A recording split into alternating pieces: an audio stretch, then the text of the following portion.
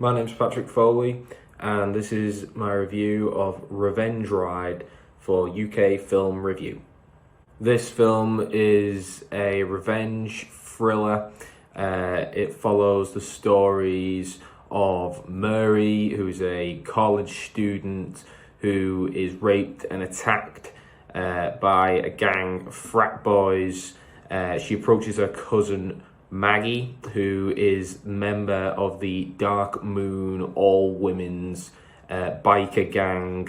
Maggie brings Murray to the gang's leader Trigger, and together the gang swear revenge on the group of men who attacked Murray. Murray sort of becomes ingratiated into the gang, and then Maggie, as the intertwining of the gang and this group of men sort of continues, becomes attracted to and involved with Brian, who then causes Maggie to have a dilemma of whether to side with Brian or side with the increasingly ferocious and vengeful Trigger.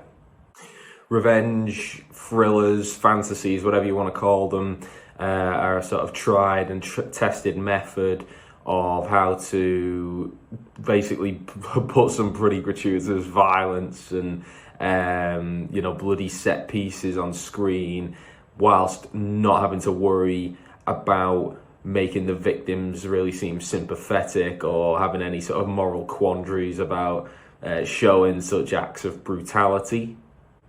I felt that in a previous era of filmmaking, a film like Revenge Ride would probably find it easier to identify an audience because of this, because of its sort of female biker gang hook, which, to be fair, is not something that has been sort of well-treaded territory or anything like that.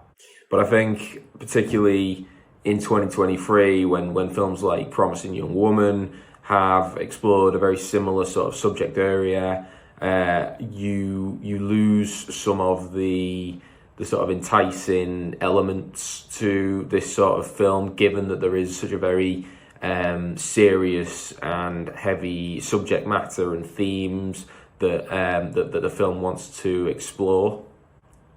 And the film lacks any real depth, whether it's within its leading characters, whether it's in the exploration of the sort of themes of rape culture and toxic masculinity, whether it's just in its own story. It is very surface level, quite shallow in terms of all these areas, and really just feels like an excuse for some, leather-bound tough women to beat up men, which, don't get me wrong, is not necessarily the worst thing to put on screen, but for a feature-length film, it's really lacking some of the sort of more interesting elements that would have seen it succeed a little more.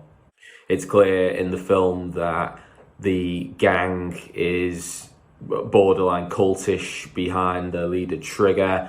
The women in Dark Moon are willing to go to extreme lengths on her behalf, and she has incredibly strong views, but we never really find out just what the gang is about or what it means to these characters individually, what it means to the past and to who they are as people.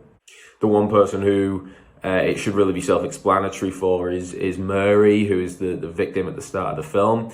But Murray never really goes beyond being a secondary character in the film. The film is focused more on Maggie, and lacking Murray's views and her agency as the lead character really kind of robs the heart of why the gang is so important.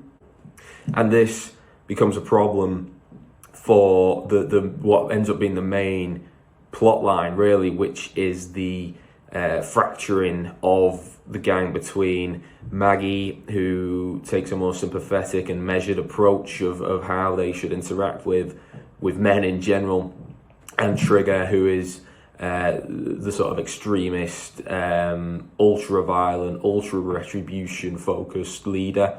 and the two varying and changing viewpoints of these individuals, but without really being hooked or convinced or relating to what the gang is or what the gang means. This plotline really falls flat, and viewers won't have the type of passion or connection that's really required. Dialogue and the script really aren't up to par either. The film throws the F word around like nothing else. It feels like at least half the script must be made up by swear words at points, which seem to be the primary way to show these characters are badass and rough and dangerous. It feels like there's more of that than there are real establishing character moments, which it just comes across as trite really by the end. The plot isn't really explained well enough either through the interactions between the characters, and a talented cast feels a little wasted in their roles, with Pollyanna McIntosh, who plays Trigger, really just failing to demonstrate the full maximum of her ability. You have Vanessa Dubasso as Mary, who again, it feels far too one note for a character that should be far more complex given what she's been through.